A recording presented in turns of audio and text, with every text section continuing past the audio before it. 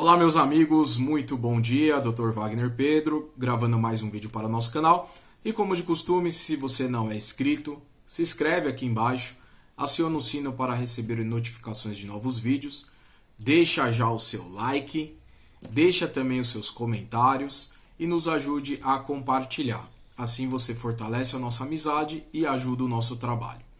Bom, no vídeo de hoje eu vou estar falando aqui sobre o cenário internacional no que diz respeito à volta de Jesus. É uma análise que sempre as pessoas me pedem, né? Você talvez é escatólogo, já tenha estudado a escatologia bíblica, que é a doutrina das últimas coisas, ou o que está reservado para acontecer com a humanidade. Mas às vezes existe uma certa dificuldade de correlacionar a narrativa bíblica, as profecias bíblicas, com o cenário político internacional. Então o meu papel nesse vídeo é isso, fazer uma breve análise do que está acontecendo no mundo, para que você venha a conseguir linkar, conectar uma coisa com a outra, e aí você vai assim poder ter uma base, para tirar as suas próprias conclusões. Bora lá então?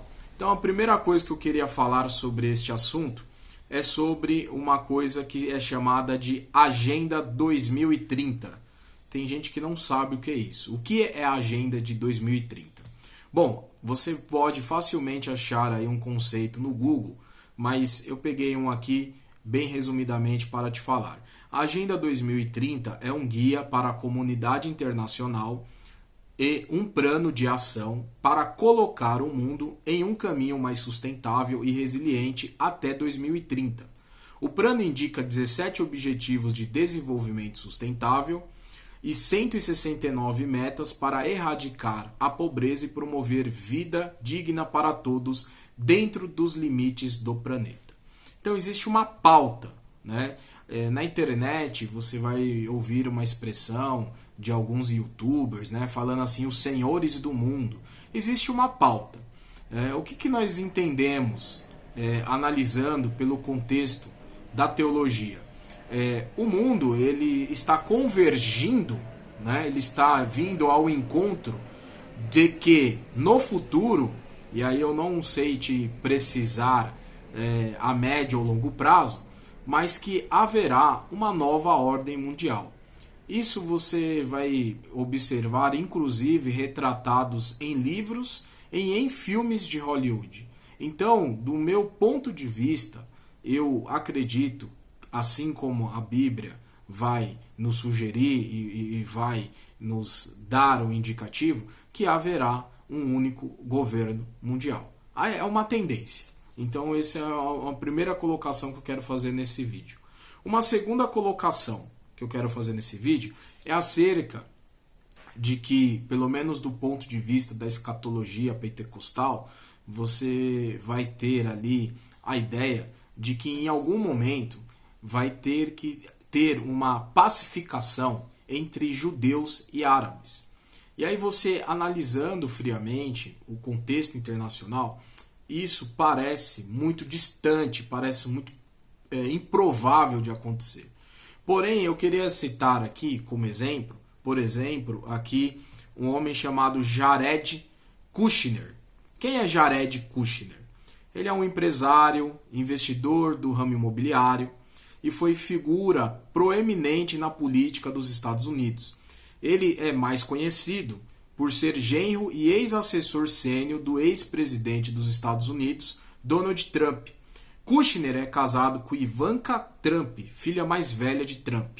Durante o mandato de Trump na presidência, Kushner desempenhou um papel significativo como conselheiro, sendo encarregado de várias responsabilidades, incluindo assuntos relacionados ao quê?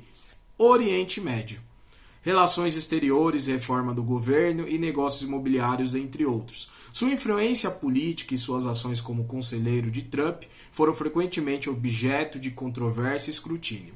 Antes de seu envolvimento na política, Kushner estava envolvido com empreendimentos imobiliários e também administrava o jornal New York Observer. Esse Kushner, ele levantou uma bandeira internacional de pacificação para fazer acordo entre árabes e judeus. Por conta disso, na internet, na web, até alguns YouTubes estavam colocando ele como uma figura ali, uma pré-figura do anticristo, ou alguns querendo sugerir que ele era o anticristo. É impossível afirmar isso daí.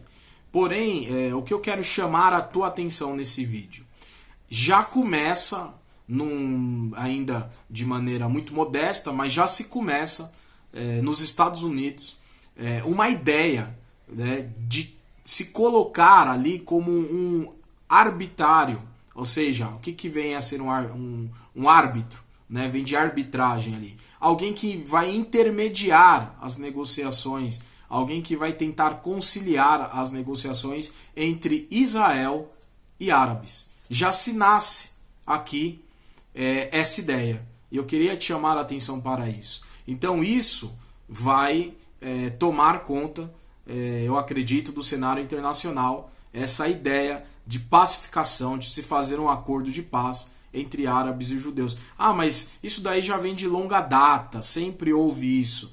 Mas eu percebo que isso vai ser feito de uma maneira mais contundente, ok? E um terceiro ponto que eu quero colocar aqui são o sempre noticiado, né, na mídia, né, os rumores de guerras.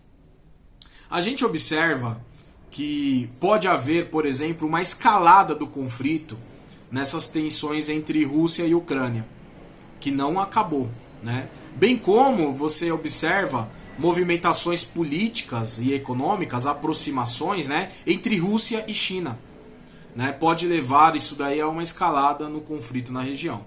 Outra coisa que você tem que observar, não sei se você está atento às notícias internacionais, é o suposto conflito entre Estados Unidos da América e China, né? Um tempo atrás houve manobras militares dos Estados Unidos perto de Taiwan, né? E isso foi interpretado pela China como hostil.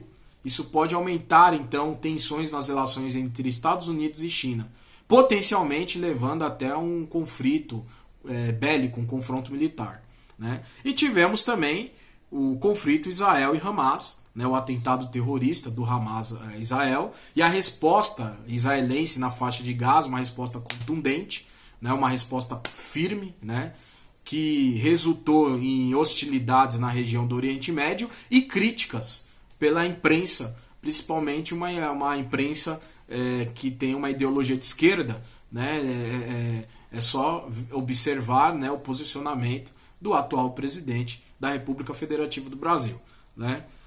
Enfim, potencialmente os seguintes aliados podem ser arrastados para essa situação, porque cada país tem o seu aliado, é isso que você tem que observar, né? Então a Rússia ela conta com uma comunidade de estados independentes, né? Quem são a comunidade de estados independentes que a gente pode citar aqui? A Bielorrússia, o Cazaquistão, a Armênia. A Rússia também, como ela tem flertado de maneira econômica e política, tem também como aliada, supostamente, a China. Já pela parte da Ucrânia, a Ucrânia, ela, embora não seja membra, ela conta também com a OTAN, né? Embora a Ucrânia não seja um membro pleno da OTAN, ela tem uma aliança, né? E ela também tem os aliados ocidentais, né, como os Estados Unidos, né? E ela tem também seus aliados regionais, né, que são os países do leste europeu e ali do Mar Negro, né, os países daquela região. Já a China, como eu falei, a China, além de contar com o apoio da Rússia, né, a China também ela tem o chamado Grupo de Xangai, né, que inclui países da Ásia Central, entre outros parceiros econômicos. Os Estados Unidos, por sua vez, conta com o apoio da OTAN, né? Os Estados Unidos têm laços fortes com seus aliados da OTAN. Quem são ali os aliados fortes da OTAN que apoiam os Estados Unidos? Vamos citar aqui Canadá, Reino Unido, Alemanha, França, entre outros, né? E Israel, por sua vez, né, sempre teve um laço, né, de longa data com os Estados Unidos da América, mas também podemos citar ali naquela região, né, alguns aliados árabes, né? existe uma aproximação da Arábia Saudita com Israel, justamente por causa da questão geopolítica que tem em relação ao Irã. Então, por conta do Irã, existe uma aproximação da Arábia Saudita com Israel. E também sabemos que os Emirados Árabes Unidos, é país que é aliado de Israel, né? Resumidamente, então, para nós fecharmos esse vídeo, né, o cenário hipotético que nós estamos observando aqui, com essas tensões geopolíticas em várias regiões do mundo, incluindo conflitos, né, da Rússia com a Ucrânia, né, os flertes políticos e econômicos entre Rússia e China, e as manobras militares em mar aberto próximo a Taiwan, né, e o recente atentado terrorista de Hamas e Israel. Quais são os possíveis desdobramentos disso daí? Essas tensões podem levar a uma escalada desse conflito, certo? Entre Rússia e Ucrânia, conflitos indiretos entre grandes potências que vão ser arrastadas para isso, né?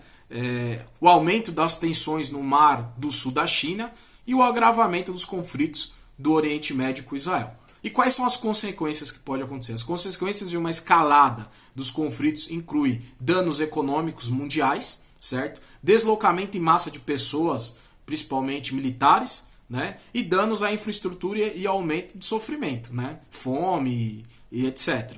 Né? Possibilidade de guerra mundial? Sempre vai haver. Sempre vai haver. Né? Embora a possibilidade de uma guerra mundial seja preocupante, dadas as tensões atuais, é difícil prever com certeza. No entanto, é fundamental que a comunidade internacional, né, esteja vigilante e comprometida com a resolução pacífica desses conflitos para evitar uma escalada para uma guerra em larga escala. E a igreja? A igreja tem que estar sempre preparada, sempre firmada na rocha que é Cristo Jesus, né? Porque o que há de acontecer, vai acontecer. Tá certo? Espero que você tenha gostado desse vídeo, que tenha feito sentido para você. Se você gostou, compartilha para o professor de escola bíblica dominical, compartilha para o seu pastor, compartilha para as pessoas que precisam ter aí uma noção mais geral, né, do que tem acontecido no mundo nesses últimos dias. Vamos ficando por aqui, tamo junto, meu forte abraço.